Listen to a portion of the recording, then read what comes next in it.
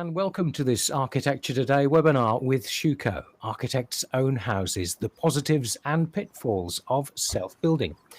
You can ask questions or leave comments at any time during the webinar. And to get things started, here's Schueco UK's Commercial Director, Sean Butler. Hi everybody, welcome to the second of our online events in partnership with AT. I must say that this new form of online event has proven very successful, very popular. We've now got over 600 registrations for this event, so thank you very much for your support. Today you'll hear from 4 architects who have recently fulfilled a widely held ambition to design their own homes and pursue their architectural ideas to create living spaces in locations not offered by conventional developments. Of course, helping architects and their clients realize their vision is at the heart of Schueco's philosophy and product development, and none more so in private homes, where our range of sliding doors, windows, entrance doors, facades, etc. offer design freedom without compromise. Thank you once again for joining us. I'll now pass over to Chris, who's chairing this morning's meeting. Thank you. Thanks very much, Sean. Hello, I'm Chris Voges, editor of Architecture Today, and welcome again to this session on Architects Own Houses. We picked this subject not only because building a house for their own use is something high up many architects' wish lists, but also because it's a kind of design project that raises interesting questions about the design process in general, about how decisions are made, about motivations, about how contingencies affect the pursuit of the purity of a vision, all sorts of other things. Some architects might want to build their own homes because it's the best opportunity to pursue without compromise a particular technical or spatial idea.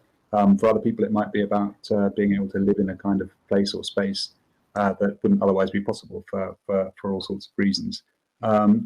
I think all of those kinds of subjects and more will come up in the 3 presentations that we're about to hear, because they're a very diverse mix, and we're very pleased to have with us to follow Patrick Michel of Platform 5 Architects, who will talk about Backwater, a house on a very challenging site on the Norfolk Broads.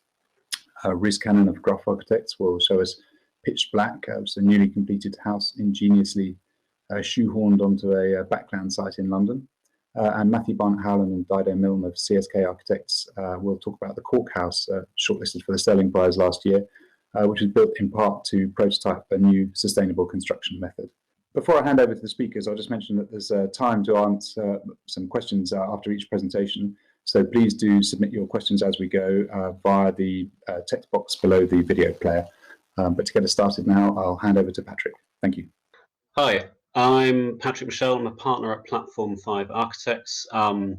We're a practice that has specialised in domestic architecture over the years. I'll be taking you on a journey through sort of motivations and some of the build and sort of challenges of the project. I think it sort of harks back almost to one of my earliest projects, which was a house renovation for myself in London, where I was able to sort of work closely with a contractor to refurb and extend the house. And I just really enjoyed that process of working more closely with a contractor, being very involved with decision making and having that sort of uncompromising control so that you can really deliver that sort of architecture vision. And that sort of proved to work very well for us as a practice. This project has sort of gained us lots of traction, online media and inquiries, and we're still getting inquiries off it sort of years later. So in terms of the motivation for sort of building a holiday home up in the Norfolk Broads was largely driven by that sort of personal desire to have an alternative space to sort of London life. It was all living in London being sort of how my life would sort of proceed in that time, but also wanted a sort of a more natural environment to bring kids up and sort of moving into that phase of life of having a young family. And then also sort of been thinking about sort of how practice might work as well. And I think there's this sort of intersection between sort of business and personal interests of trying to develop an alternative way of using my skills as an architect. So having the traditional architectural practice delivering sort of architectural services, then also sort of having a holiday let experience, which can deliver a sort of an architectural holiday experience. So running as a sort of parallel offer to what we do as a practice. So this project had to sort of wash its own face financially. We didn't want a second home just sitting there being empty most of the time. And I've been watching quite closely what Living Architecture have been doing, commissioning these amazing one-off houses, and sort of been in contact with them. Very, very, very helpful, which is very kind of them. But that sort of gave us the confidence to know that we could put together a business plan with ideas of what sort of rental rates you could get, and what sort of occupancy levels. So it's this sort of convergence of sort of a desire to create a different experience for family life, and also develop a sort of a second sort of business interest, which would be complementary to the main practice. So onto site finding, we'd been casually looking, as a lot of people do, sort of property porn, Rightmove, scouring auction sites, and sort of were thinking that we wanted somewhere which was within about 2 hours travel distance of London, just to work both in terms of trying to manage the first project, and also having somewhere to escape to on weekends, which wasn't just going to become a chore and heavy on travel. So we'd looked in Kent, Sussex, Suffolk, and then a couple of sites came up in the Norfolk Broads. And we came across this site which had been failing to sell for many years. This was now sort of the depths of the recession. It's 2012. The housing market was very subdued. And this site sort of gradually came down in price to a point where sort of plugging into our business plan, it could work. And having visited the site in Norfolk, it was just incredible. This whole sort of river system where you can sail out onto Broads and onto the rivers and down to the North Sea if you really wanted to. And the wildlife's incredible there, and just immediately you were able to sort of see a lifestyle there which was incredibly attractive, and also plays into sort of a lot of my childhood was spent with going on holiday with our family, and this mirror dinghy my dad had built out of plywood always stuck on the roof, and we'd always go and mess around on boats as kids, and that's something I just really wanted to experience for my own children. So we found a site which is in this sort of secluded private lagoon, and that then connects into the wider Broad system. And there is an existing bungalow on the site. This picture probably makes it look far more attractive and robust than it actually was. It was a sort of 1950s house built out of timber frame on timber piles, and they're all rotten. So it was sinking into the ground, and the sort of living room would be underwater during the winter months. So it was not one that could be renovated, and the planners were quite keen to see a replacement dwelling on that. So we had some pre-app before buying the site, and the planners were very positive on us doing something new and contemporary on the site. So architect as client, in terms of a brief, we wanted it to be a sort of family home where you could sort of meet up with other families and friends, and work as a holiday let. So 3 to 4 bedrooms would be ideal, so you could have 2 families staying there. And then just following ideas we developed as a practice in terms of architectural interiors, connection with landscape, and so on. So the architectural form was sort of heavily influenced by the sort of local vernacular. There's a mixture of sort of both industrial and sort of domestic buildings along the riverfront.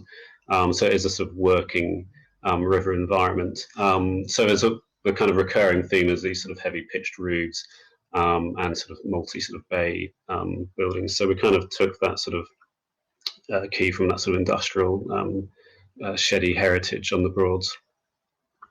And we translated that into a sort of 3-bayed house form. So that was split into a living bay, eating, and a sleeping bay. And also we looked at sort of how some of the sort of rather cutesy Edwardian houses along the river took a lot of sort of their cues from sort of colonial architecture at the time. A lot of the houses around here were built as holiday homes sort of in the early 20th century as sort of leisure time became more of a thing, and the railways were connecting the Broads to the rest of the country. So this is a section looking through the proposed house, and we sort of designed in a deep overhang on the south elevation to create this sort of veranda space, which has actually proven to be a sort of real key space for the house, which is sort of the rest of the house is then sort of organised around. And for the planners, we produced some fairly sort of soft renderings of how the house might be in this 3 sort of bayed form, with sort of different pitches, different angles and pitch, and different sizes to really work around what actually needs to be accommodated in each wing. So it's sort of pinched towards the front and then opens up towards the back to the big southerly views over the water. And we try to incorporate a sort of deep overhang all the way around to control the solar gain, which we find on highly insulated houses now. The solar gain is just something that needs to be really carefully thought about. And then to the front of the house is a more sort of modest sort of punched openings, and sort of really trying to integrate the sort of landscaping and stepping up from the ground level, and softening that with planting as well. So this is a site plan of a proposed house, and you can see we sort of split it into 3 bays, and each bay relates to a different part of the view over the lagoon. So the living space on the left has a close relationship to the Carr wetland woodland, and the central bay has a sort of scenographic sort of view with a sort of letterbox type openings out over the water, and that sort of forms the sort of central part of the house where everything else sort of rotates around. And then the bedrooms sort of have different views off into the landscape. So the sort of secondary lateral views through the house, again, sort of get sort of more about these little framed moments, picking out reed beds and just other little bits of the landscape.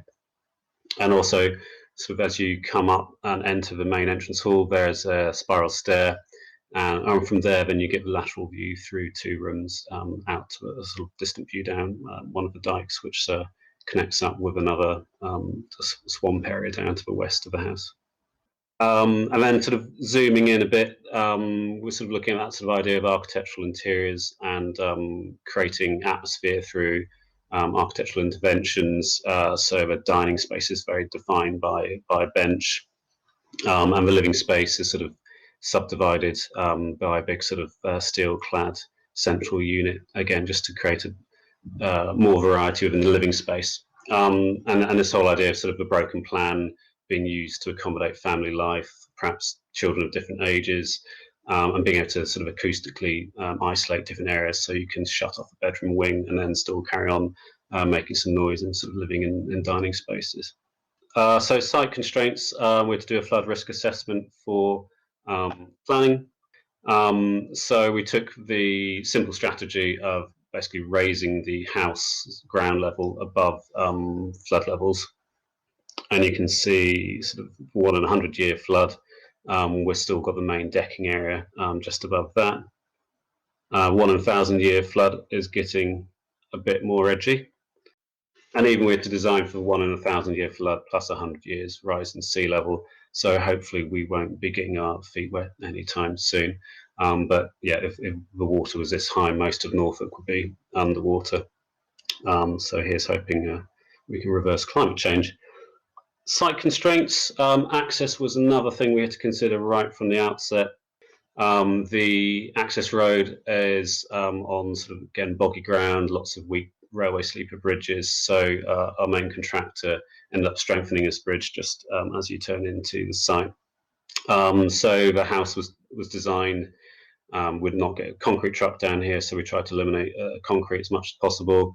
And all the elements had to be transported in a transit van. So we just tried to keep the whole thing as lightweight and simple and fairly traditional, really, in terms of the build. to manage this site constraint. And as you can see, the access road in winter can also get quite submerged underwater, which again makes things quite difficult. Site constraints, the ground is also quite poor, or very poor.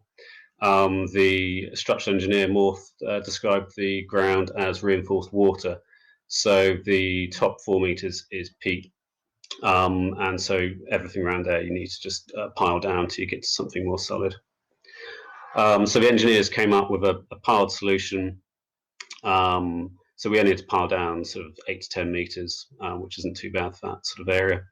And then sort of formed a galvanized steel subframe to sit on top of that. And then essentially we've got a timber framed house on top of that. And then that's sort of timber framed, highly insulated with some mechanical ventilation with heat recovery to keep it as low energy as possible. We also had all sorts of things like creating its own water supply, dealing with sewage on site. So it's kind of semi-off-grid.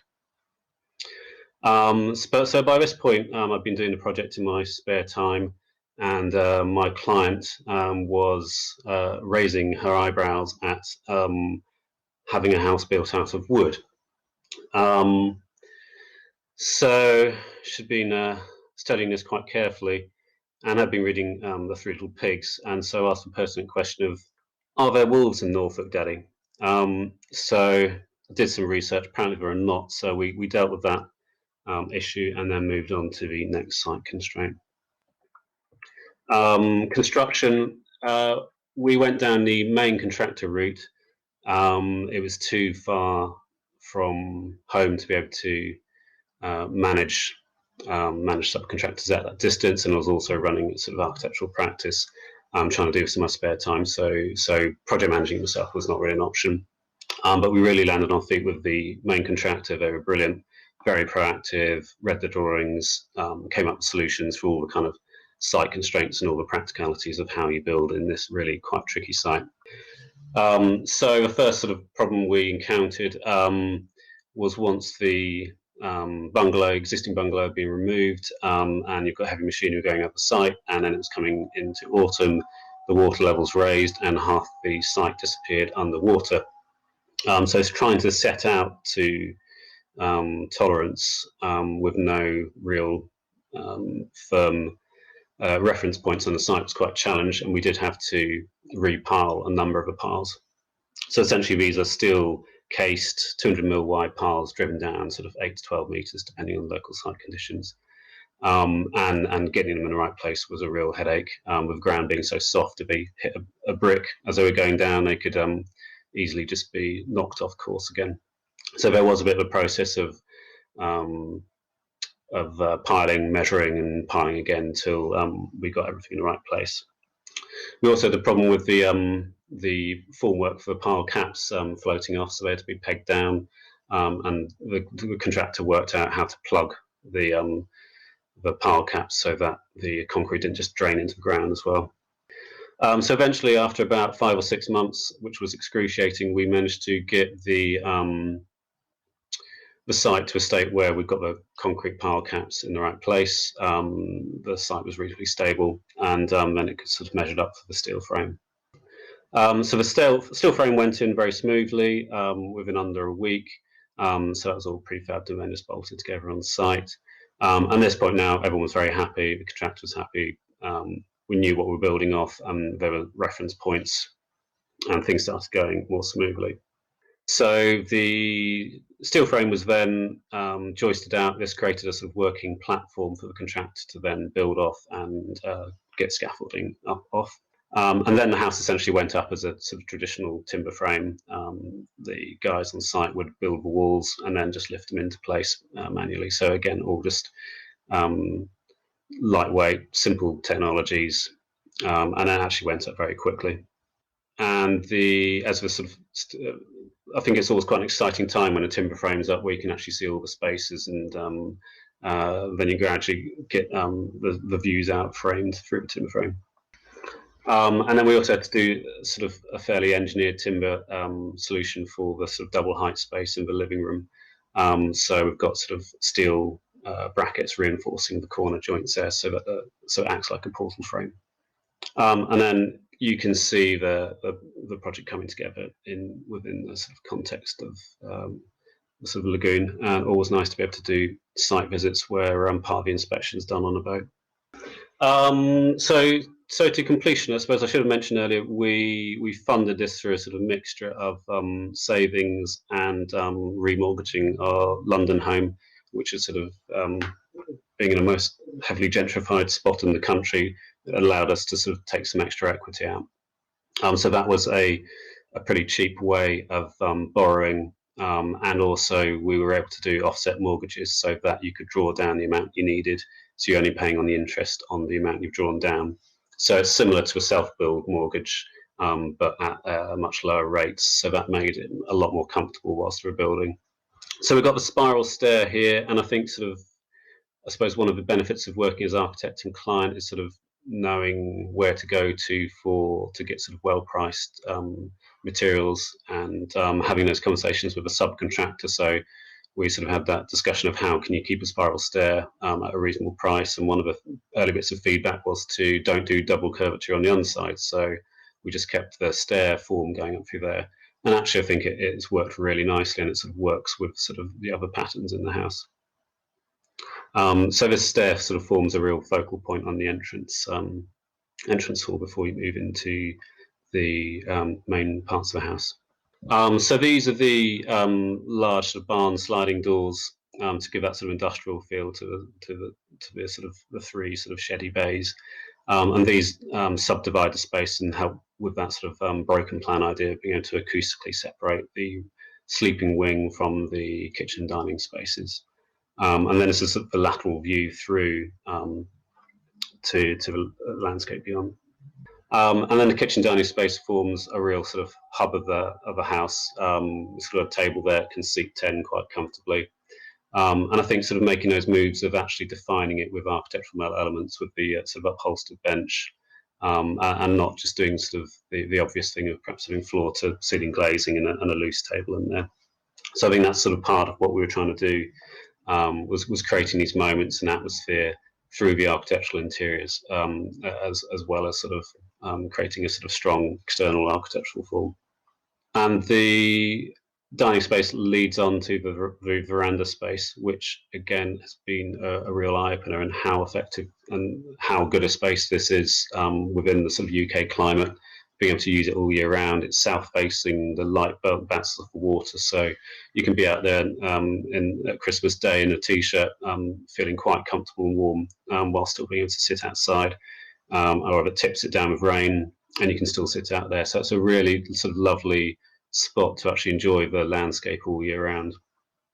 So the central bay then leads on to the living space. Again, that sort of is defined by sort of black steel, natural mild steel fireplace. So we've got a wood burning stove in the living room. We've got the wonderful sort of double height space, which feels sort of wonderfully airy. But at night, it can, using the lighting, it still feels intimate and comfortable. That wood burning stove, combined with the mechanical vent system, just spreads the warmth throughout the house. So often, if you put a fire on, you don't need any of the other heating systems to go on. Within the living space, we also created a little nook with a day bed and library space, handy for working from home, or if you need to do a little bit of work on holiday. And again, just to create sort of a variety of spaces for different families, so teenagers don't have to be in the same space as grown-ups. So, and then this is a view in the living room looking back. You get this sort of wonderful close-up view of the Carr woodland, sort of wetland space, and the wildlife there again is absolutely amazing. So moving to the exterior, it was shingle clad to bring some texture in, and again a sort of nice low energy material. And here you can see the sort of the entrance ramp leading up to the raised ground floor. So you can see the sort of height difference, which is about sort of 1.2 meters between the natural ground level and sort of our raised ground floor level. And we used lots of sort of wetland planting to then just sort of soften that and make it into a sort of a nice terraced an asset to the house, rather than seeing the raised ground floor as a difficult thing in terms of how the house sits within the landscape. And this is the the kind of contrast with the south-facing elevation, which is much more open, much more about the big views onto the landscape. And here, this is sort of on the side elevation, so you can see how the sort of the blackened shingles are sort of wrapped up and over the sides of the house, and the way the plan form is sort of pinched into a sort of wedge means that the roof ridge sort of opens up, so it kind of sits almost like the sort of lily pad on a lily flower on a lily pad, sort of opening up to the big views to the south. And I think the way we sort of used those sort of three gables then means as you rotate round the house, sort of move around the water next to it, they just sort of form this nice sort of landscape thing of moving over each other.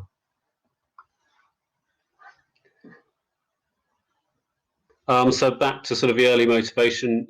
These aren't all my children, but it's just been an amazing place to retreat to with family and friends, and it even makes me look like I'm good at fishing, so it's good to impress the kids that way. And then I suppose almost another story in itself is then setting up a holiday let business.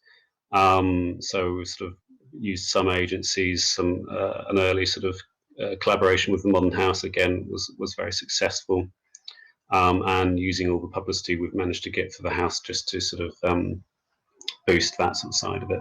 But it's been a real pleasure actually sharing the house with people beyond sort of family and friends, and you get some wonderful feedback and insights from the people who have visited as well.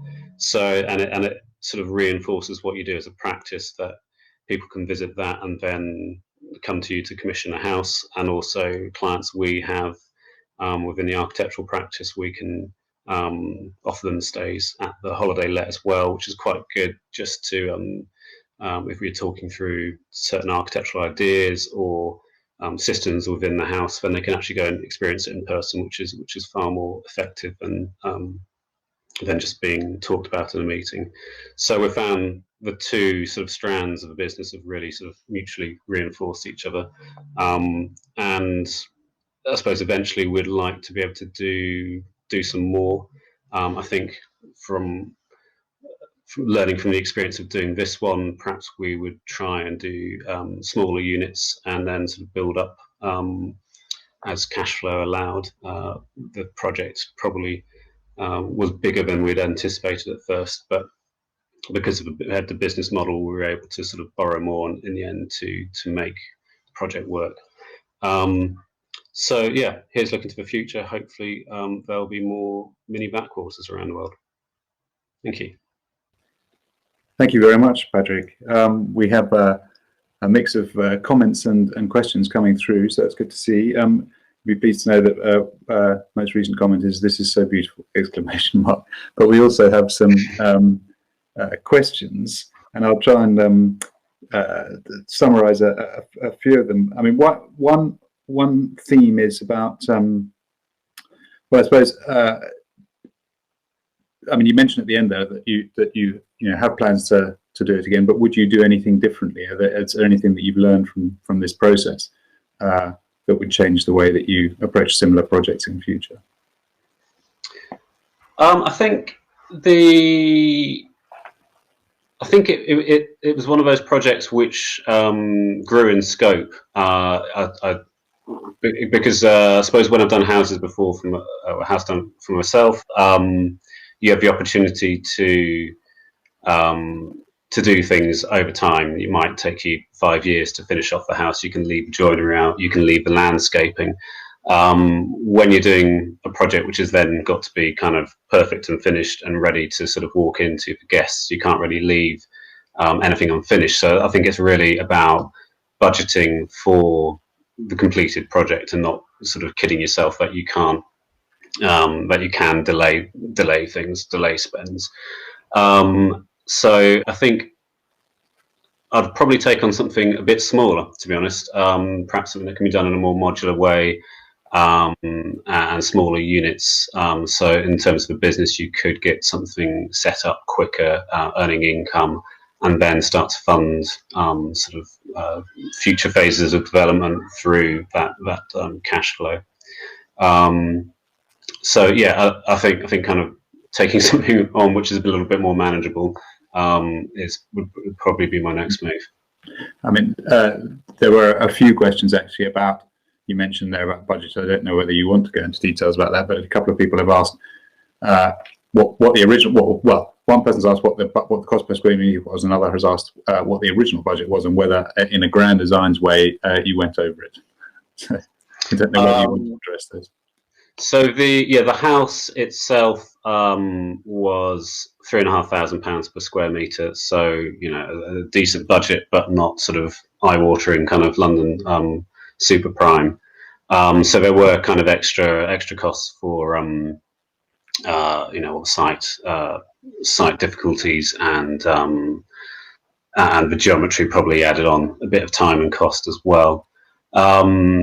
And I think probably the extra cost, it was probably about 100 or 200 grand went into the site itself. You have to kind of keyhead all the way around the site, which cost another chunk of money, which probably I haven't quite budgeted for. There's about 80 meters of keyheading, and then all the decking had to be piled and steel framed. Then joisted out. So it's quite a heavily engineered solution for what would normally just be a timber deck on some paving slabs. So yeah, we did do quite a lot of post-tender negotiations to knock off the easy wins. Unfortunately, the natural swimming plunge pool got canned, but we can live without that. So yeah, there was an expansion of the budget at post-tender phase, but that was then, once we'd sort of got that and sort of had some contingency going into the build, we weren't too bad beyond that point. But I think having a business plan there allowed us to know we could do that sort of comfortably. Thank you. And a couple of people are asking about tips for site finding. Which resources you used, or which you might recommend? I think if you're using the mainstream ones, you've got to be looking out for the opportunities which other people aren't seeing. You know, there's a house with a big garden which you think you might be able to build on and then split off land, or those are kind of more economical ways. Sites that generally come forward on mainstream websites are sort of priced at the consumer rather than the developer.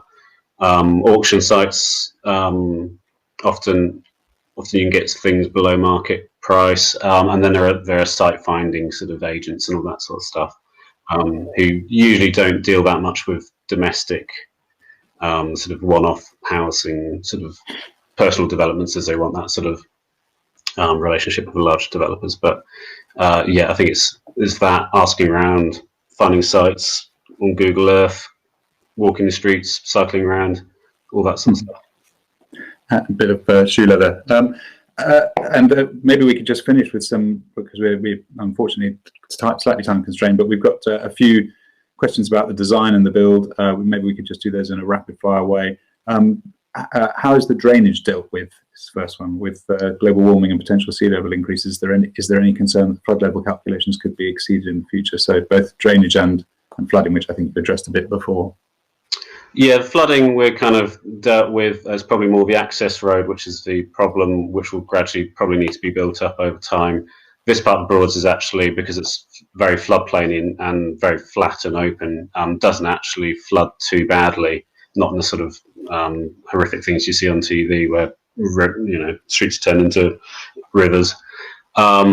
So the drainage currently is treated on site with Clargester, so your sewage goes in there and it's aerated, and it goes back into the Broads at sort of a level which the Environment Agency is more than happy with. So potentially, yes, there might be a point if the water levels are higher that the drainage system might need to be raised, but so far it's been fine, and we'll just have to play it by ear as we go along. And penultimate question then was about whether you aimed for or achieved Passive House standard or any kind of similar high standard of environmental performance. We exceeded building regs by about 25–30% on the SAT test. I did look at Passive House. But I think the feedback that I was getting is basically, if you want to do the architecture you want to do with the forms and the amount of glazing, you're not going to hit passive house. It's going to end up making it more boxy. So we use the same principles of all the sort of walls, roofs, etc. Very low U value, mechanical vent with heat recovery at higher levels of air tightness and so on. But yeah, I don't think we were going to make passive house with this particular form, essentially. And last design detail question was about decking and safety and meeting regulations for safety with the decking design that you've chosen in terms of enclosure. Yes, I do get this a lot. Generally, with the kids, it's life jackets and swimming lessons are the best things, and we have to be disciplined with them. But they've grown up with it now and are used to it. I think there's a sort of the Scandinavian approach to risk is that they put rivers and water features in there in schools, and I think they just have a different approach to risk.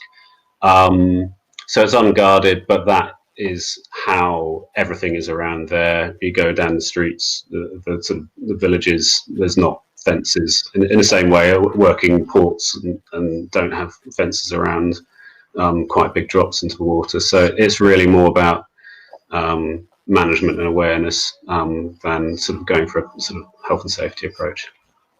Well, thank you very much. Risk is a subject that we could have gone into in some more detail. When you talk about a site where the pile caps float off, it would have been interesting to know whether this project has changed your own attitude to risk and whether you perhaps have more sympathy when you're advising clients on the viability of certain projects about the risk that they're taking on as a consequence of doing it. But we'd have to leave that one for another time, because unfortunately we've come to the end of our this question slot. We will, of course, be taking more questions at the end of each presentation, so do please keep sending them in. But for now, thank you very much, Patrick. And return for our next presentation to Rhys. Thank you. So thank you very much for the architecture today for inviting me here today to speak. So my name's Rhys Cannon. I'm a director at Gruff Architects, and this is my house, Pitch Black. So this is Pitch Black, and we just moved in before Christmas. It's a house for me, my wife, and 3 kids. It's probably 90% complete, with 10% still to do. All the fun little bits and probably inevitable when the architect's designed a house. We're based down in southeast London in Brockley, and it was never the intention to do a self-build necessarily, but the opportunity came along when a builder that we work for had their builder's yard and asked me to have a look at the opportunity for him to build a house as a pension plan for himself.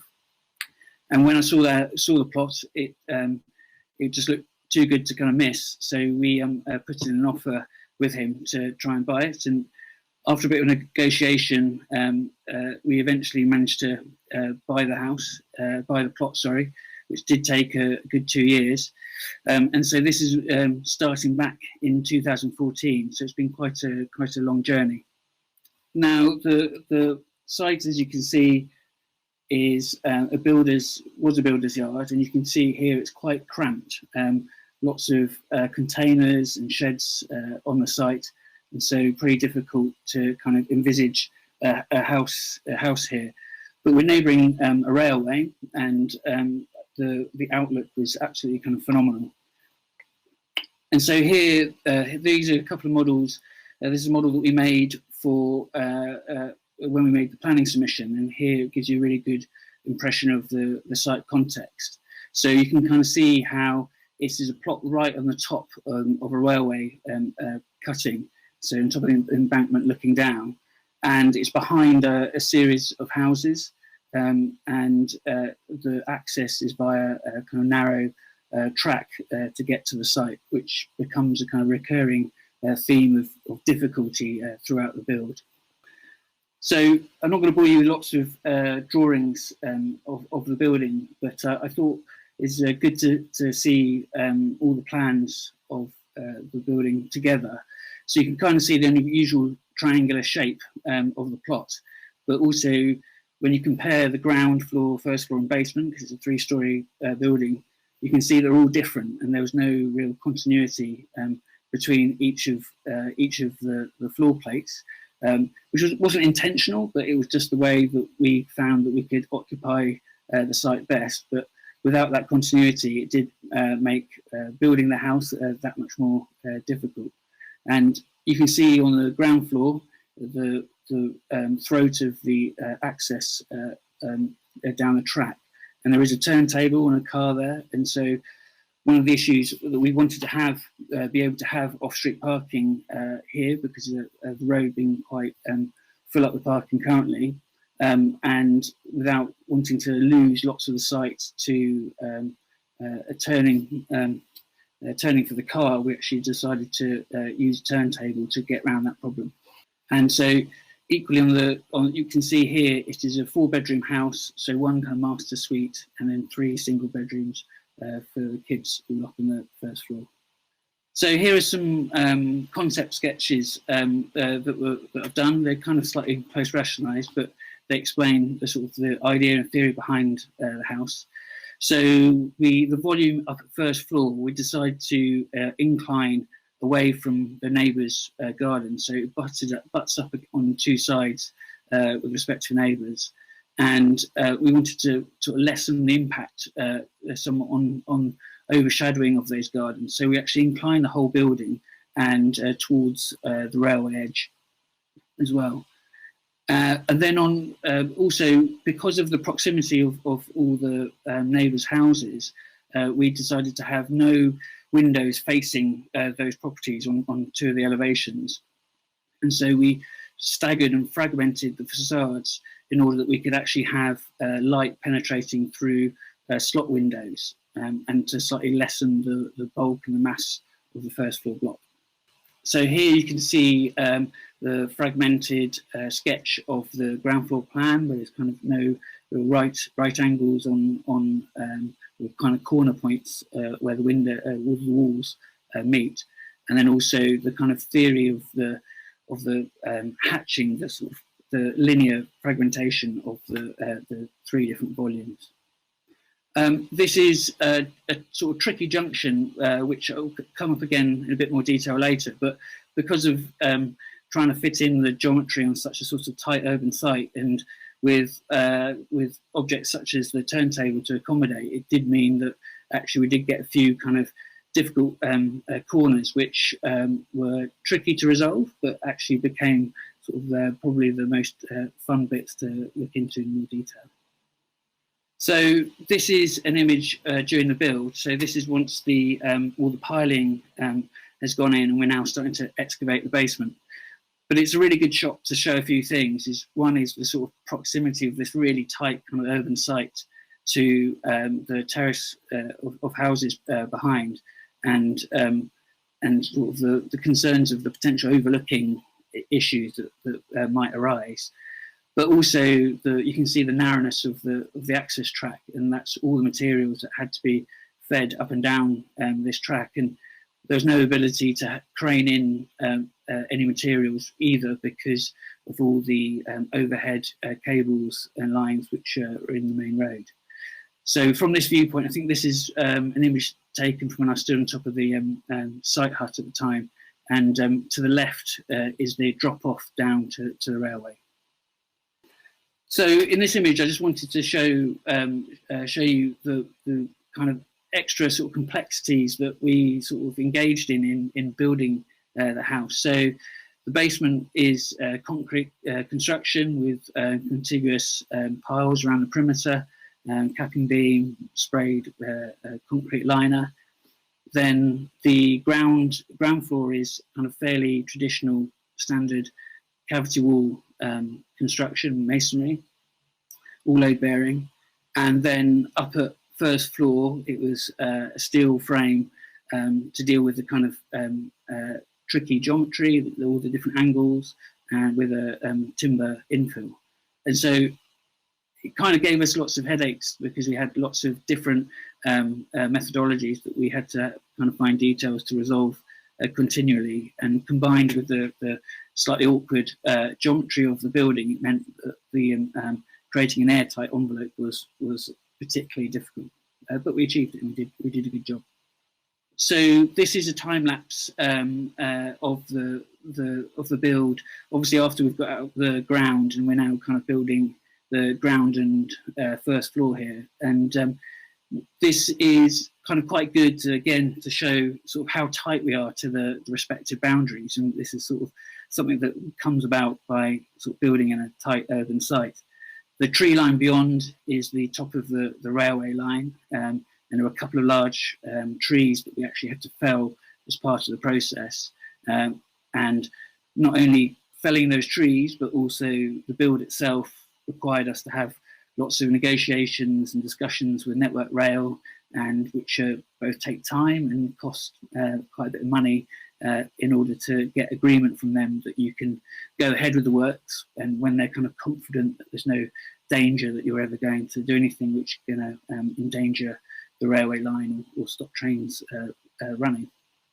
So as part of the build is that we invested lots of time and design energy into lots and lots of different details, and one of these is the kind of the blue legs that support the building, the overhang of the building around the kind of carport area. And for this, we knew that we needed to make sure that they look good and that they were kind of going to be a really important sort of feature, if you like, of the building.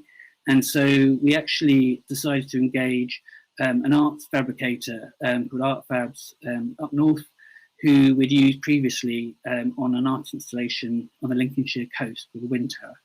We knew that they would be able to handle the kind of the difficult different angles that were going on, make sure it was welded really neatly, and get a fantastic paint finish too. They were kind of insistent on actually doing it all in one piece, and which was fine, but it did require the kind of road to be closed for quite a few hours in order to very, very skillfully and carefully manage to manipulate that up the track to get it into position. It's something where I think as an architect and a sort of, you wouldn't normally necessarily worry about those sorts of things, but in a self-build context is that you're aware that you're potentially upsetting your future neighbours, and so you have to be really mindful about the impact of the build and the construction on your kind of immediate surroundings. So during the build, we had lots of other aspects that we really wanted to craft and make, and I think that when you're building your own houses, that's where the opportunities arise to actually really take your time and think about details and really enjoy them. And this is around the car turntable, and at the base of the steel columns, we needed to encase them in concrete to guard against vehicle impact on the structure.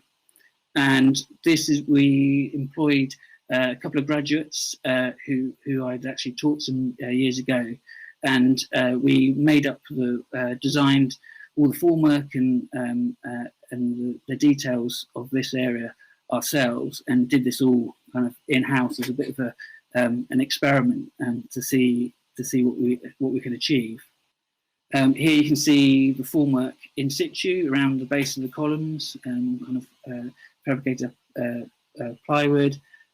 Lots of the guys on site were kind of quite bemused, sort of seeing us rolling up our sleeves and getting stuck in and doing all this ourselves.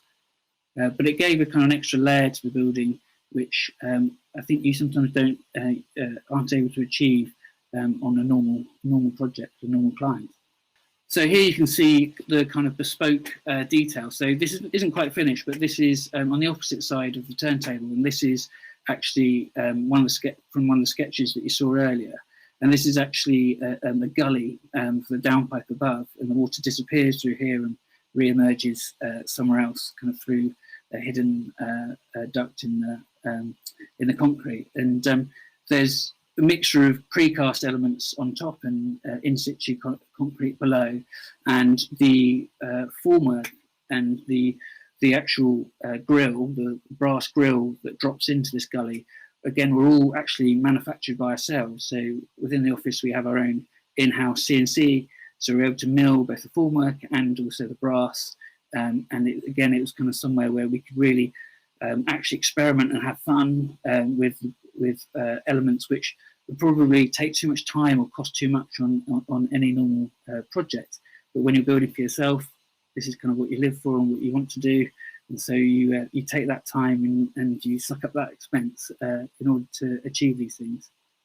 So here you can see this is the process of actually making these components was in order to 3D scan some of the approach of the steel legs in situ, and to actually work out where everything was after it actually been made on site, because some of these elements had to be quite precisely positioned. So this kind of video sort of shows you is a fly through of the 3D scan, the point cloud, and moving through into the underside of the carport, the overhang, looking at the kind of respective concrete areas. So even when making these things, sometimes you have to accept that you'll make mistakes, because we're doing it ourselves and things aren't always going to go perfectly, and we don't have the recourse to go back to a contractor or subcontractor to actually ask them to redo it or condemn the work necessarily. So this is actually, again, is an extract from the 3D scan, and this actually shows a scan through the precast element on the top and the in situ element below, and the gully that we formed in that corner. And you can see here the misalignment, and it's kind of a mistake which comes up, and it's fine. And there are lots of little other ones that kind of arose on forming up that concrete, but we're quite happy to keep those and maintain those within the final design, and not necessarily look to redo them, because we want to celebrate those things, because to us they represent the process, and it reminds us of kind of incredibly exciting time in making the build. So although we haven't had time to do professional photographs yet, because we have only just moved in, and as I said, it's not quite there yet. We're almost there. But I was able to take some photos in the last couple of months to give you a sense of what it's like inside. So these two images here are of the master ensuite up on the first floor, and overlooking the greenery beyond. A couple of images of the sort of final product of the steel legs supporting the overhang, and kind of a nice crisp welding on the various joints, and sort of persuaded by the fabricators to go for this little dip into the concrete. So where the legs meet, that is a kind of really nice little shallow dip you can see. Details of the internal handles and the doors upstairs, and the joinery finishes. So again, you'll see in other photos that we try to celebrate the different angles and different geometry that happened on the various levels. So the kind of recurring theme on ground level is this kind of capsule type shape, which and in particular the central image, which shows a brass bespoke handrail, which again we fabricated ourselves, and this is for a pull for sliding one of the sliding doors down to the basement. The shape of this actually is taken directly. It's a kind of 1:100 version of the plan of the landscape. So the large circle is actually the turning circle. The two small ones at the top are the shapes within the landscape, and that kind of continues as a little kind of brass thread, a brass line, which weaves its way around the house. So here is an image of the stairwell, and looking, and the balustrade looking downwards, and again you can see here how we've tried to make a point of the different angles that occur throughout the house. So and all the our main contractor is actually fabulous, and all the joinery is actually done in situ by their in-house team. It's a really fantastic job. So this is actually an image of the basement.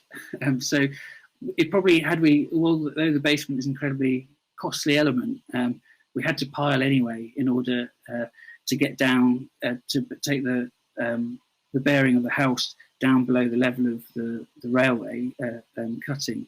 So we realised we had to pile, so we thought we may as well create a basement. And but had we not done this, I think it wouldn't have been feasible as a family home. So the cost and expense was absolutely well worth it. And although this looks incredibly sort of tidy at this point in time, is that I'm actually sat right now tucked behind the curtain on the left, and it's certainly a much messier environment than it kind of is portrayed here on these photos. And so this is a picture of the staircase again, but from ground level, with where you get all these glimpses and snippets of different details that kind of cut through the house at all different points. And so although the house is very purposefully kind of turning its back on the terrace of houses along the main road and actively focusing towards the railway, we just wanted to make sure that there's always these small glimpses of light and shafts of light that you always get at every point of walking around the house. So here's an image of the kitchen. There's also an image here of the turntable in action, because we always get asked about that and whether it's a gimmick or not. But it certainly isn't, and it's probably something that we use almost every day. And again, if it wasn't for that, we would struggle as a family to be able to use the house kind of as well as we do. So, as I said, we're not quite finished. We're not quite there yet, but we have been able to sort of enjoy this sort of period of lockdown to actually experience the house in all sorts of ways, and to sort of really test it, to find out all the positives and negatives of it. And I don't think there are any negatives as yet. We're over the moon with how well it accommodates all our different needs. There's bits and bobs which we're using the opportunity to finish. So here you can see that the landscaping isn't quite done, and we're trying to get that finished off, and using our kind of weekends and evenings through this period to get stuck into that. But we certainly are very, very grateful and thankful for the kind of the opportunity that we've had in order to build a house in such a location as this. And so we're looking forward to many years to come. Thank you.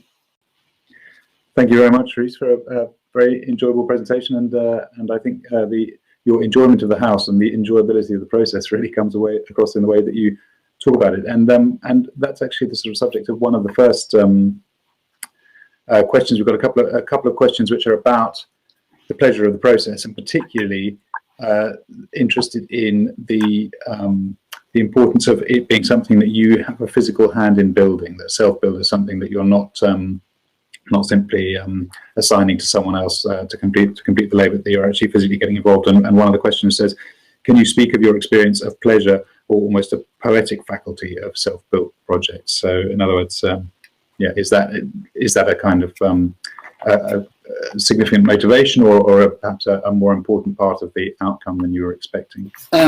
No, it's definitely a strong motivation. I mean, I think I'm not sure necessarily I would have embarked on it if it had been something where I just had to hand over a pack of drawings to a main contractor and, make sort of periodic site visits like on a normal project. I think the fact that, we've been able to craft and make elements and really importantly to experiment and have a bit of fun on the building is kind of really important. I think as architects design their own houses, I think we're always a little bit, I was nervous and aware of kind of being judged by your peers and as well.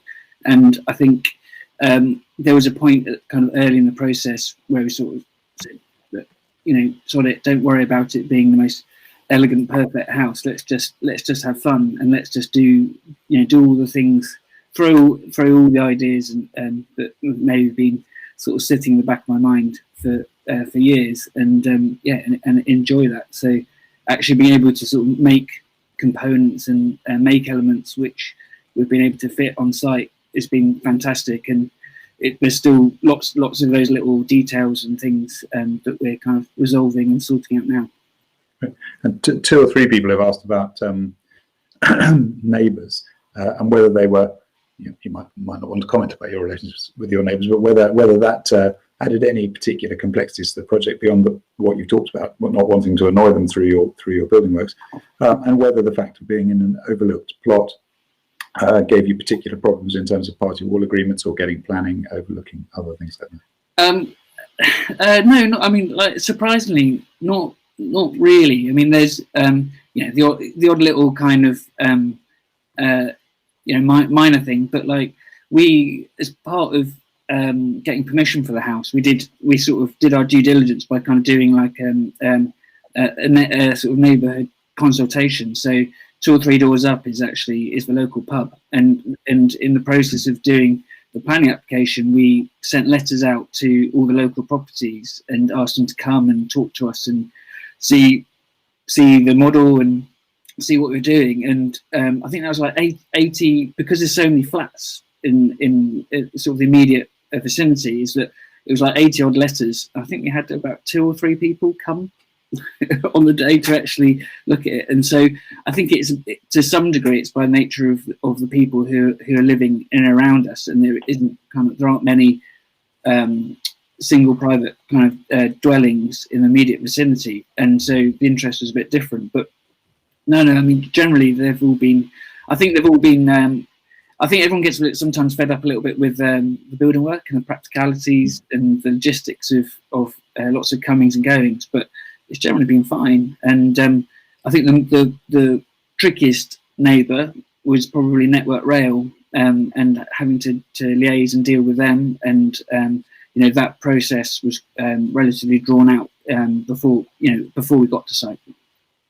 Great, and we have a few specific design and detail questions, so maybe we could do those in a sort of rapid fire way. But the first one is about vibration from the railway line. Was that an issue that you had to mitigate in any way?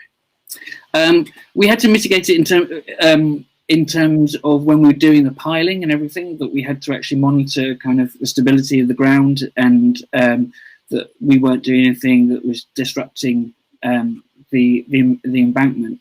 But the piling method is pretty is actually continuous flight auger bore, so it's bored out, so they're quite gentle, I'd say, on the ground, relatively speaking, and so that wasn't a problem.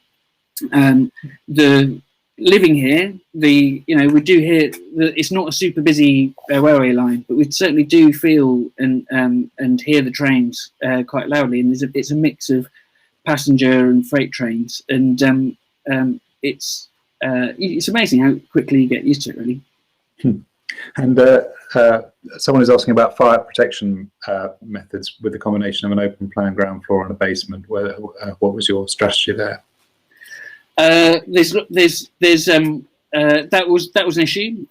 We have the light well, and have an alternative means of escape, but also we have fire doors at the top and bottom of the stairs coming up from the basement, with actually a window which doubles as an escape door at the top of those stairs coming up from the basement. So in effect, the basement was able to be sort of relatively kind of isolated as one level, and then thereafter it was able to be treated like a standard kind of 2-story house above ground, so allowing for open plan living.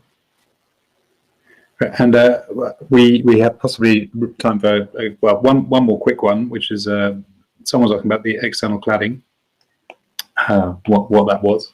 So that was going to be charred timber, but actually but it's actually painted. It's painted back, and that's, again, it's partly to fire protection, because we're up close to 2 of the boundaries. Is that we needed to treat that so that there was no concern of spread of fire to adjoining properties in the kind of relatively unlikely event that some neighbour would build in close proximity to the building in the future. But yeah, no, it's black painted timber. Good.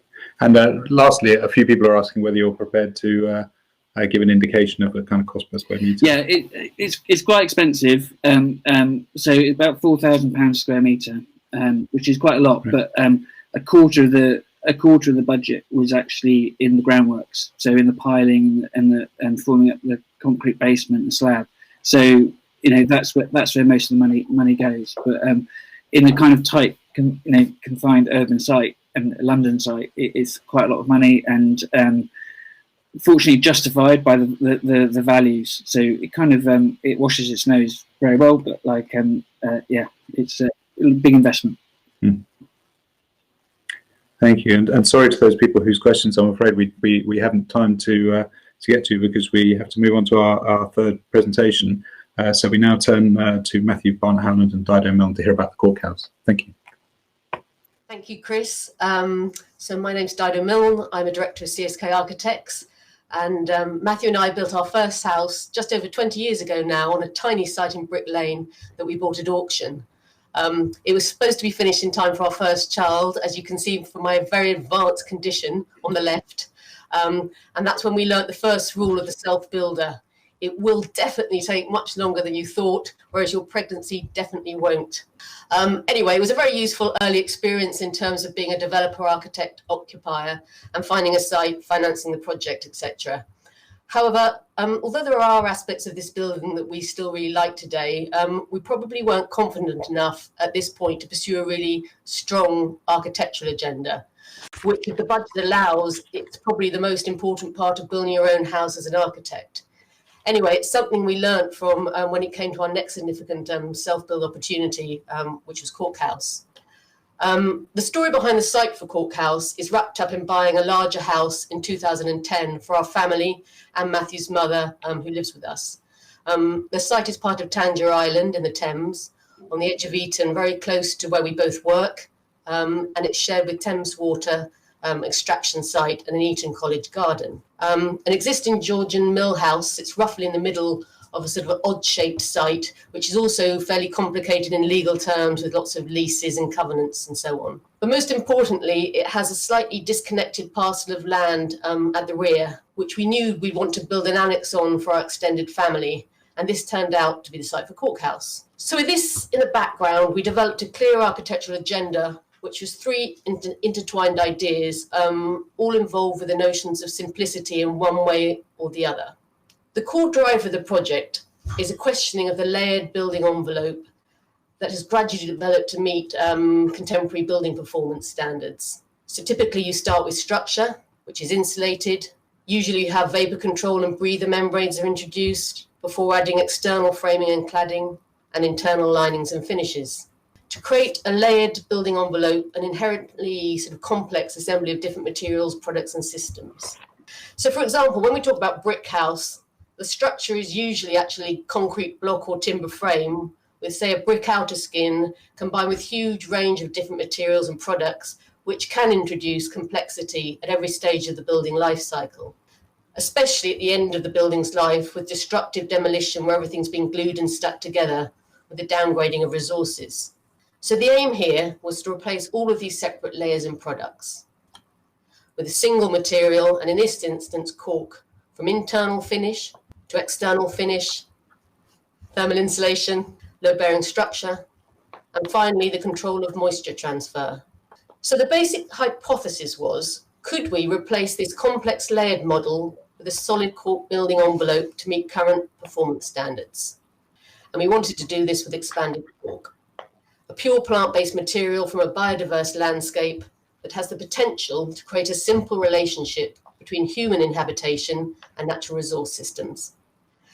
And perhaps most importantly, in relation to this talk, we want to develop a self-built construction system with a very direct tectonic, based on the very simple forms of load-bearing masonry construction found in many ancient precedents, from our own Neolithic culture at Maes Howe in the Orkneys, to Mayan culture on the other side of the world, where the entire structural form is a result of a very simple act of placing one piece of stone on top of another.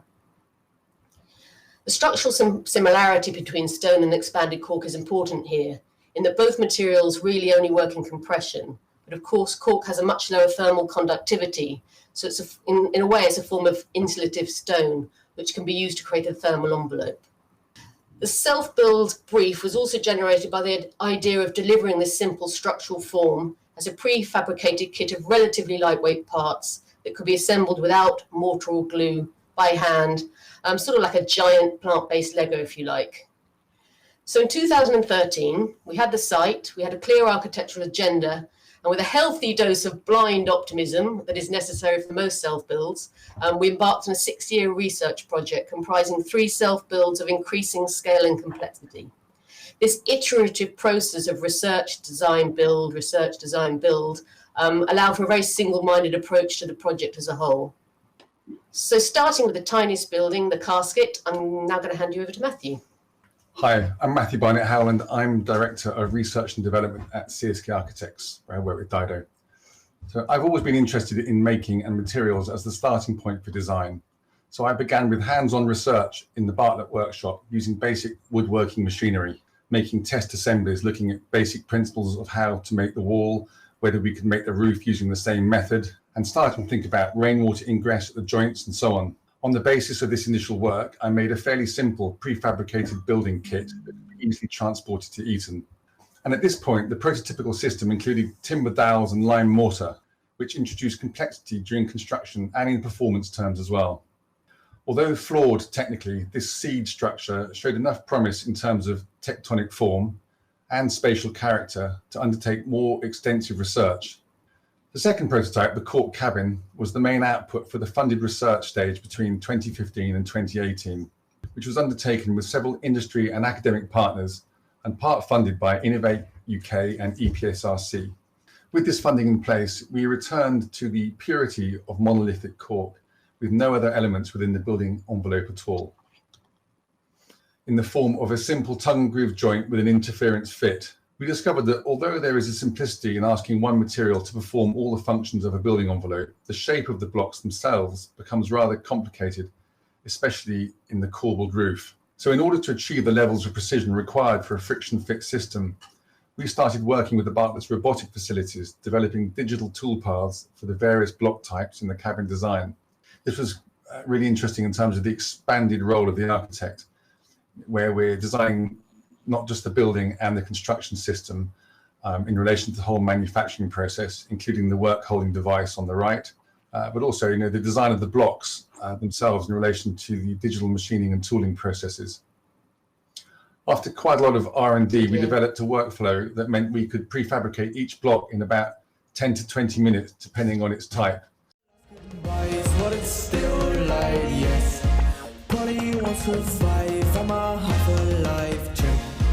Done in perfect time, 'cause the sun just set.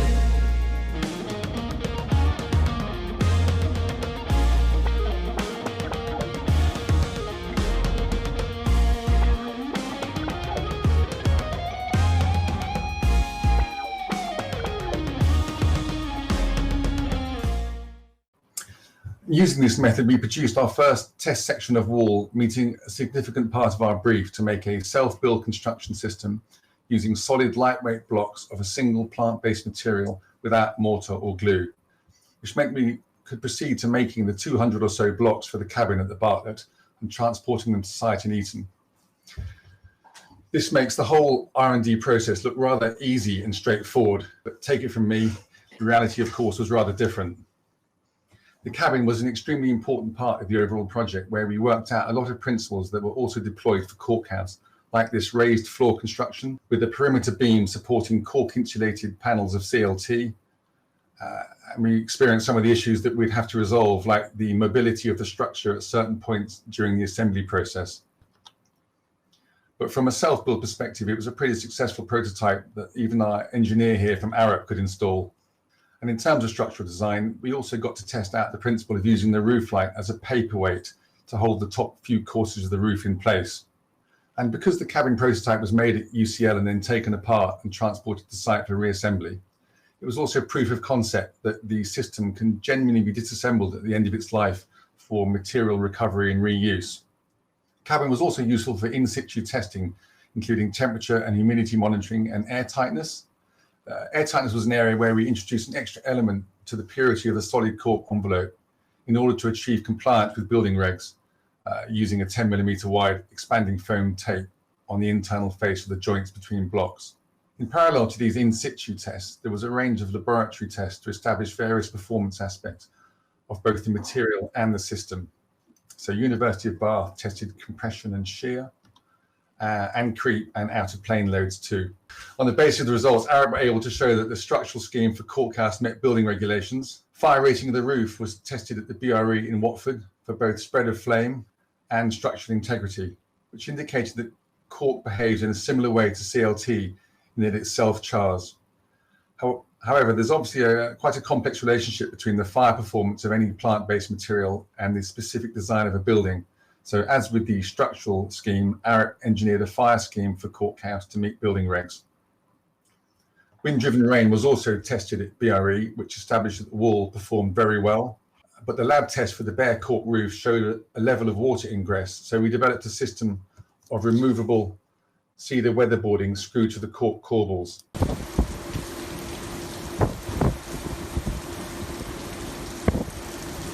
And then we retrofitted this system to the cabin for a period of in situ testing.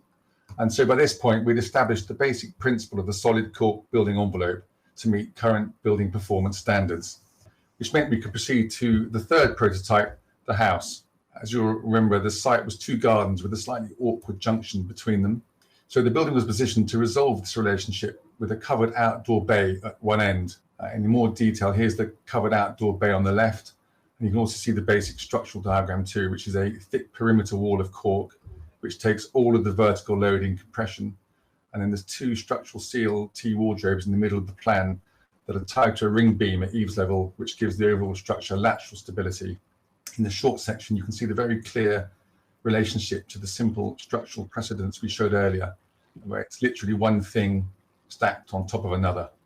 The long section shows that as a series of living spaces, each pyramid is ascribed its own domestic function, from the sleeping pyramid at one end on the right to the outdoor bay next to the riverbank at the other end on the left. And this is the house as a prefabricated kit of parts.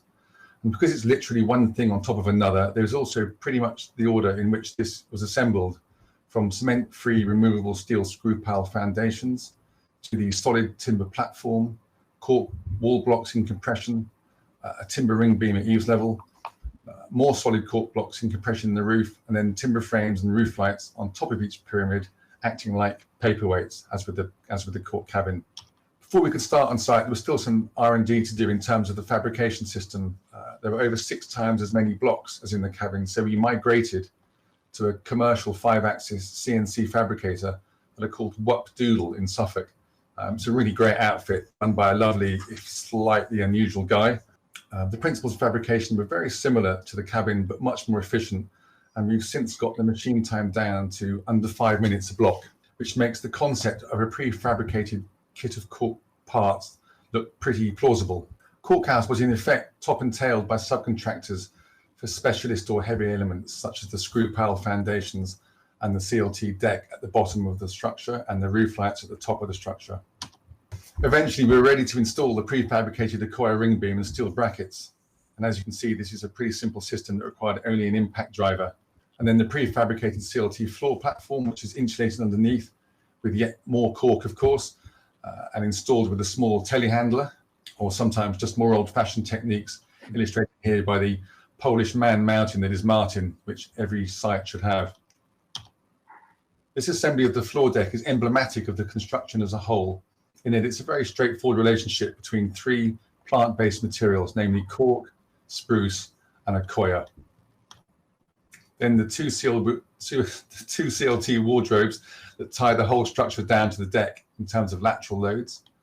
And these are also part of an integrated services strategy, using pre-routed channels in the CLT floor and wardrobes, which terminate with exposed copper pipes in the pyramids for the sprinkler system and power for the smoke detectors and roof lights. But probably the more important point here is that this allows a clear distinction between the work of the self-builder and me and the specialist subcontractors installing the services systems.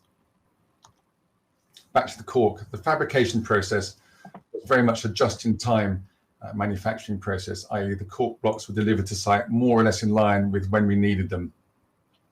And as we'd hoped, the blocks were pretty easy to assemble by a self-builder, fairly clean and dry, no wet trades, with each full-size block weighing in at about 13 kilograms.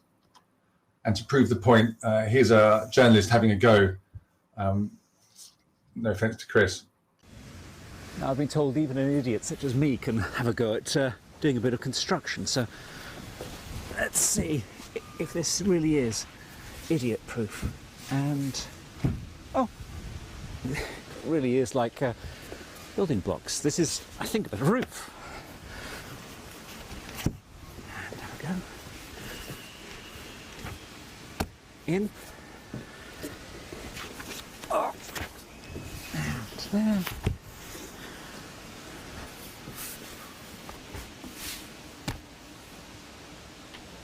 I think I've just built a wall.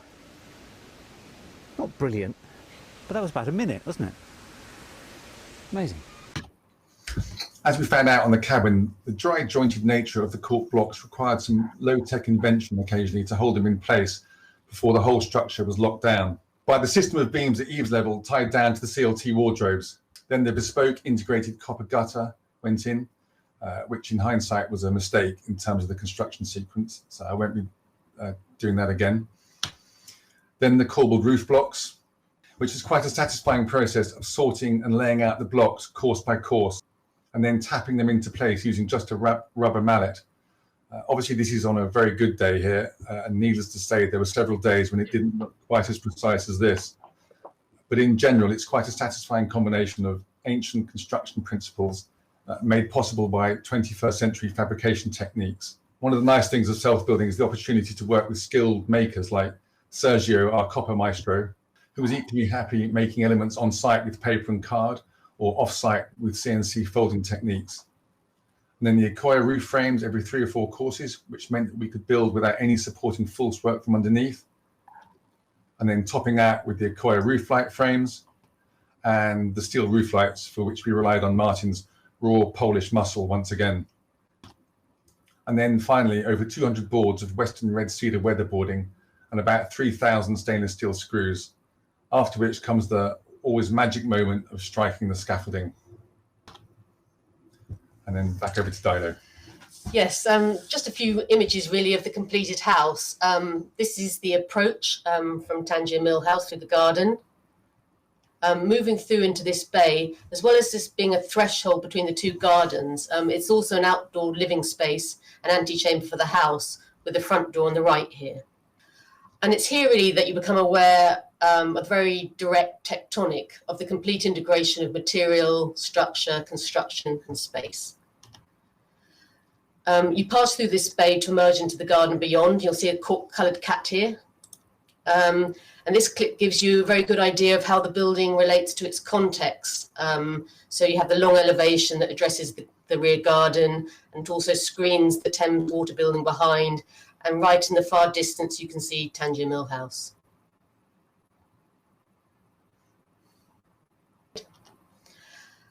Up closer, the expanded cork is a lovely material in terms of all-round sensory feedback.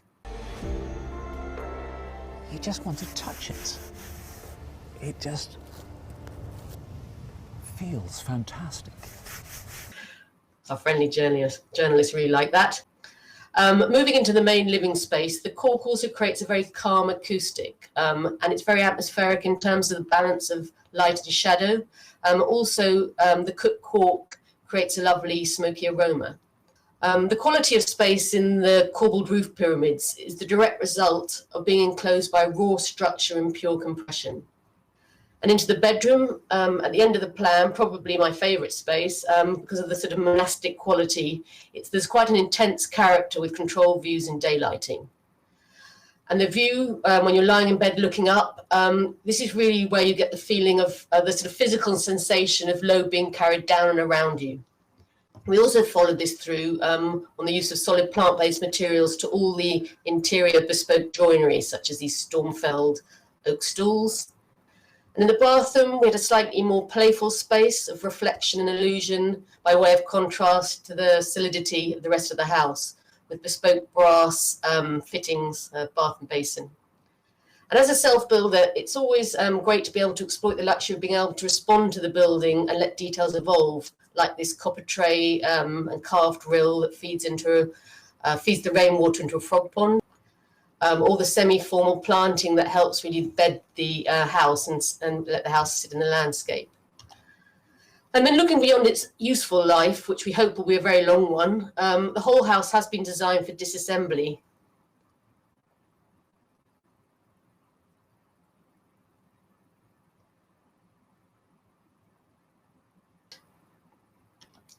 So that instead of destructive demolition, as discussed earlier, the building life cycle has a more symbiotic relationship with natural resource systems, so that the material comes from a biodiverse landscape.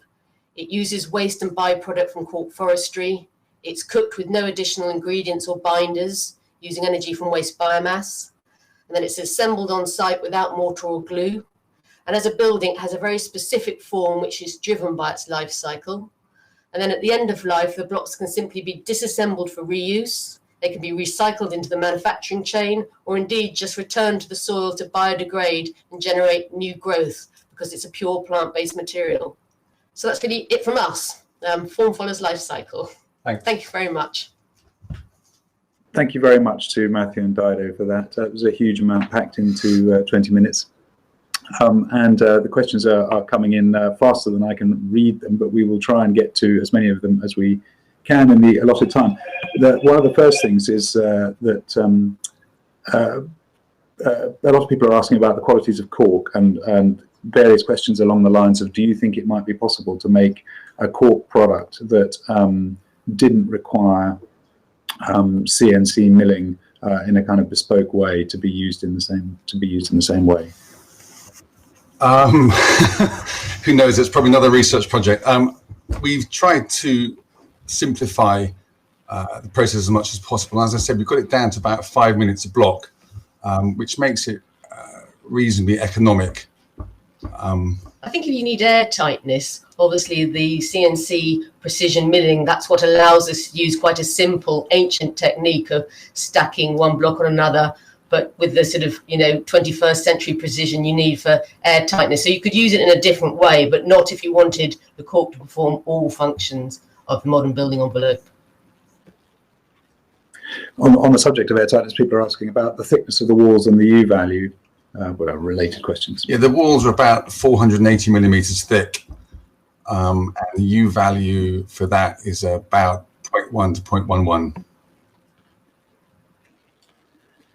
And it may be a question that you're not able to answer, because obviously there was a huge amount of your own time and labour went into this project. But people are asking if you have any thoughts about per square metre costs if this were to be applied elsewhere on another kind of project. When we get asked this question, we often start talking about the importance of framing upfront capital cost within a broader context of whole life environmental costs, and it becomes a question of value and, if you like, of values actually. But to give you the straight answer, it's almost exactly the same price as quoted by the other two projects you've seen today. I mean, I think, there was a lot of prototyping and, very small, no economies of scale. So it's quite a difficult thing, going forward to know what your actual square metre rate would be. But it's similar to the others. It's a tricky one because, we've had a lot of interest, obviously, from self-builders, looking for an economic, environmentally friendly system. And it wasn't really designed as a low-cost self-build system. And people are asking about... two things. Firstly, acoustic performance, but also fire performance, whether you could elaborate on those two things. So acoustically, we haven't had any measuring done. All we can say is that it's an extremely peaceful, still environment. It's a very nice balance of the hard surfaces of timber and glass with the naturally acoustically absorbent finish of cork. And it is actually a really lovely acoustic quality in there. Yeah, the fire. Well, the fire's a tricky one. So the fire is always a really complicated conversation and a very long one. As you know, there's lots of that's a discussion that's current at the moment with CLT and the new government policy. And it is a very complex relationship between the performance of the material and the specific use in the architectural project we're using it for. So we had Arup involved for that as our fire engineers. Done on a case-by-case basis to get through building regs. But it's something, it's tricky. The timber industry are lobbying hard at the moment, and I think we came into contact with some quite serious fire engineers at the University of Edinburgh and BRE during this research.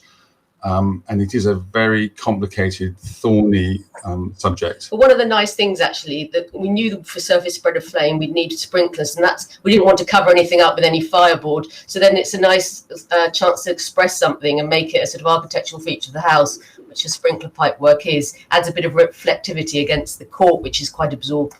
We didn't want to use any impregnate with any chemicals or retardants, really. That wouldn't have been in keeping with the nature of the project. So, hence the sprinkler system. And another question on the cork is about fumes and smells that people associate with some other cork products. Is that an issue? An issue? It's just lovely. It smells of cork forest. It's a mild sort of smoky aroma, but the air quality is very good because you haven't got any other, paints or anything else in the building. It does fade slightly, but obviously, if you don't like the smell of it, I definitely wouldn't build a house in it.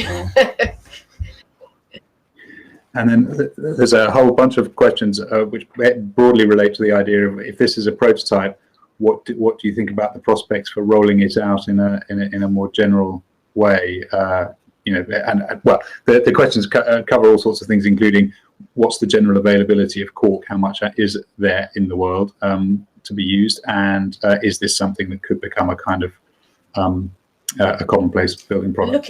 We're looking at various prototypes at the moment.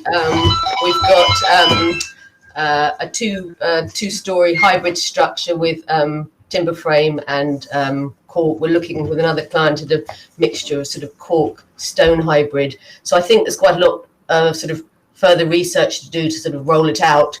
Certainly, if you go up a story, you probably need more timber introduced. In terms of cork supply, it's quite difficult to get the figures from Amarim. Do you want to sort of answer that one? Yeah, well, I think Dida has it. It's difficult to establish the relationship because it's a byproduct from other industries, and so it's difficult to establish the relationship in terms of availability of that product. We've actually planted cork house in the garden here to see how it fares. I mean, the cork, it's an oak tree, and I think that cork oaks do thrive in this country, so it'll be quite interesting. I mean, at the moment they're found throughout the Mediterranean rim, and they're managed forests, and they produce enough to meet the demands of the various industries that use it. If it was used as a building product, yeah. But it won't. But to answer, it won't. I don't see it as being a commonplace building material. No. And lastly, one questioner has picked up on something that you mentioned almost in passing about how you wouldn't do the some of the roof detail in the same way again, and asked why not. But I suppose, could we expand that out to say, in general, have you learned things from doing this project that you wouldn't do again? And even going back to something that Dida, you mentioned right at the start of the project presentation about having previously self-built a house and come to think later that there were parts that you were proud of and parts that perhaps you might have done differently had you had more experience. Is there when you have to live with the consequences of your decisions, you presumably have a lot of time to think about whether you would have made them differently. Is that a kind of particular pleasure or pain of self-building? We were very lucky on Cork House in that we spent, as I said, almost 5 to 6 years in quite a slow and steady design process. So most things got thought through in a lot of detail with a whole team around us and a full risk management register and so on. So generally, it was surprisingly free of those things. I mean, yes, the copper gutter was in hindsight was probably a fairly elementary mistake. In terms of don't build in things which can hold up construction sequences, so. But I think the nicest thing about this self-build is the systematization that's happened. When you haven't got anything covered up, so no plasterboard, everything's exposed, you sort of have to make decisions about the setting out of every bolt and screw, and actually there's a pleasure in that. And I think going forward, we've discussed, do you want 3 bolts or 2 bolts, and how far spaced apart do you want them for the window frame? And looking back at that at the end of the day is, I'm sure the others agree with their projects, that level of detail and thought is why everyone probably does a self-build and designs their own house. Yeah, it was really interesting to us. Having a really clear agenda right from the start. So as you went through it, it was a different type of project for us in that you almost felt like you were having to discover the right solution as you were in relation to your set of parameters you set out at the beginning. That was a really interesting moment. Well, thank you very, very much for that. And yeah, I think, you know, we ended recognizing, you know, many of the pleasures that of self-building that have in fact been evident in all of those three presentations. So thank you very much to all of our three presenters. Thank you very much also to our event partner today, Schueco. This is the second of 8 talks in this series, so I hope that people will rejoin us for more of those. And lastly, thank you very much to our audience today for your questions, but also for your presence. We're thrilled that there have been more than 700 people watching this live, and more will have the opportunity to see it as a recorded version on the Architecture Today website very shortly. So do tell your friends, and look forward to seeing you at the next one. Thank you again to the speakers, and thank you. See you soon.